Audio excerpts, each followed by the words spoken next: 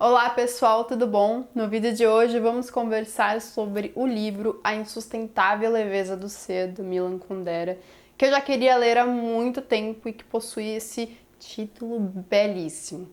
Essa não será uma resenha extremamente positiva, vou explicar o porquê, mas minha experiência de leitura ela foi bastante interessante e tem várias nuances, assim como o próprio livro. Há aproximadamente 2 meses eu disse para vocês que eu leria esse livro, eu tirei ele numa brincadeira de escolhas cegas da próxima leitura. Se você ainda não viu, está registrado num vídeo, é só clicar aqui no cardzinho. Esse costumava ser um daqueles livros que eu penso que vou gostar para toda a vida, vai ser um favorito, mesmo eu não conhecendo ele ainda, eu imagino que eu vá gostar muito. Mas não foi isso que aconteceu. E eu esperava lê-lo em pouco tempo, o que também não aconteceu. Eu demorei 2 meses para ler esse livro, principalmente porque eu pausei a leitura em muitos momentos, e o porquê disso eu acredito principalmente a sua narrativa fragmentada, que eu sei que é um aspecto que muitos gostam. Bom, temos aqui um livro cujo contexto histórico e político é muito importante. Ele se passa na década de 60 e também na de 80, na antiga Tchecoslováquia. Então, em 1968, nós tivemos a Primavera de Praga, o que foi um marco importantíssimo na história do país, e também consequências na vida dos 4 protagonistas, que são Thomas, Teresa, Franz e Sabina.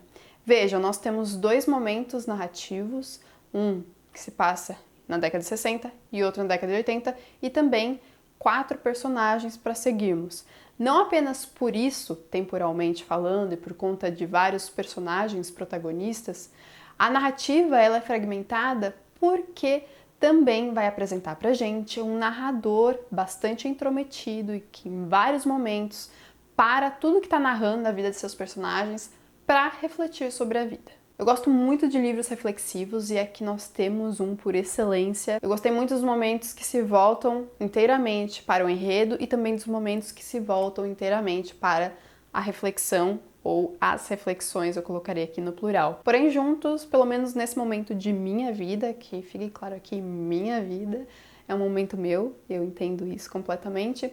Juntos, para mim, não funcionaram tão bem no sentido de compor um ritmo de leitura. Para mim, esse é um livro que esboça muitas facetas da vida, sejam elas leves ou pesadas. Essa dicotomia é explorada durante todo o livro, porque o seu narrador, do começo ao fim, vai discutir com a gente a respeito da leveza e do peso das nossas vidas. Esses 2 conceitos são atrelados a alguns filósofos e intelectuais que já pensaram a respeito deles.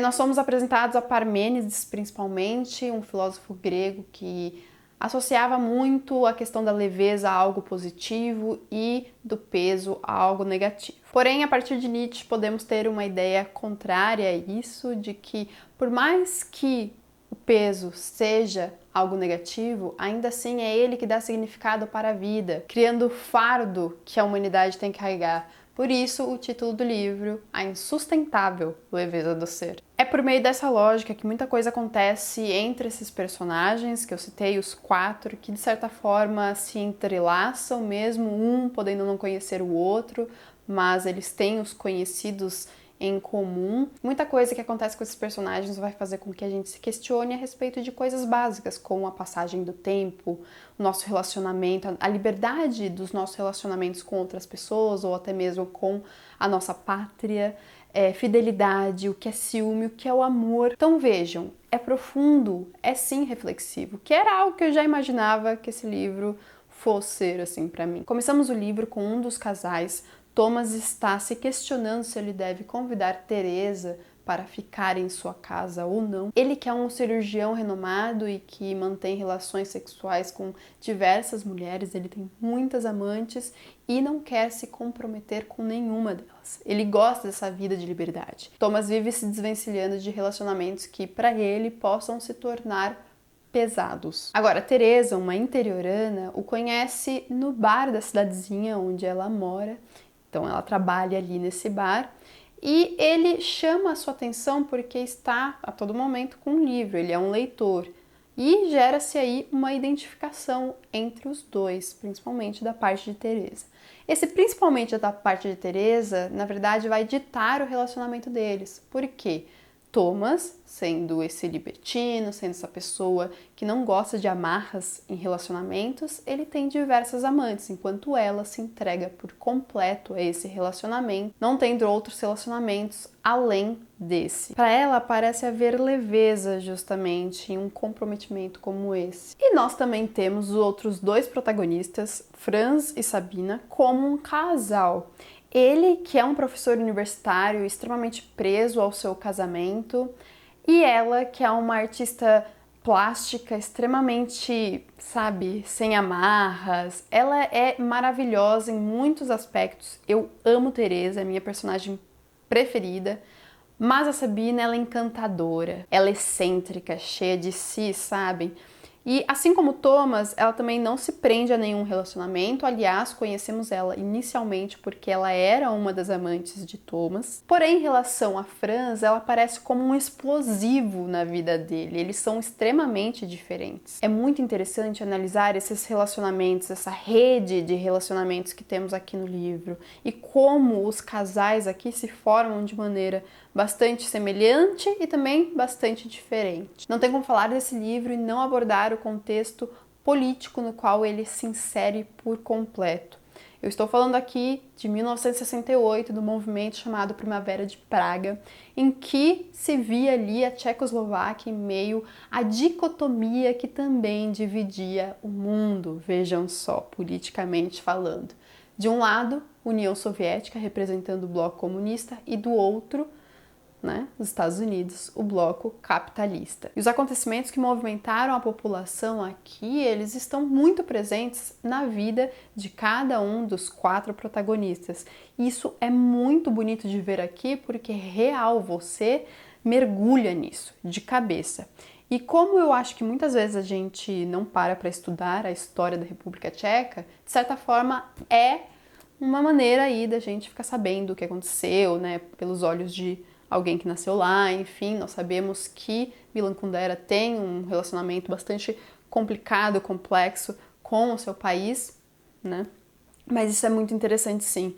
Eu gosto muito de ver a política sendo abordada nos livros que leio. Então vejam que é um livro precioso, eu aproveitei muita coisa que ele me proporcionou. Porém, eu acho que o andamento desse aproveitamento, ele foi um pouco prejudicado por conta dessa fragmentação em sua construção, principalmente a construção narrativa. Porém, vou usar aqui esse momento como um belo de um ensejo para eu conversar com vocês a respeito de um assunto do qual eu gosto muito, que é a resenha positiva e a resenha negativa. O que difere uma da outra? Na minha experiência de leitor, eu entendo uma opinião positiva como uma opinião a indicar aquela experiência. E isso não significa que eu tenha que gostar de 100% das coisas, dos aspectos do livro que eu li. Posso adorar o livro, mas não gostar de, sei lá, um detalhe dele, um personagem, o narrador até mesmo, o protagonista. A opinião negativa para mim é quando a pessoa não indica aquela leitura, aquela experiência pela qual ela passou. Nós precisamos ser críticos em relação às nossas leituras. Isso significa não concordar sempre, 100% com tudo que consumimos ali enquanto leitura. E aí, vocês concordam comigo ou pensam diferente de mim? Deixem aqui nos comentários a sua opinião a respeito disso. Vou adorar conversar sobre esse assunto com vocês. E é isso, esse livro é muito envolvente, a carga erótica aqui é bastante presente e intensa e vai colocar a gente no âmago desses personagens, da vida deles. Então é isso, não se esqueça de se inscrever no canal se ainda não for inscrito e a gente se vê no próximo vídeo aqui do Literaturice. Um grande beijo e até lá. Tchau, tchau!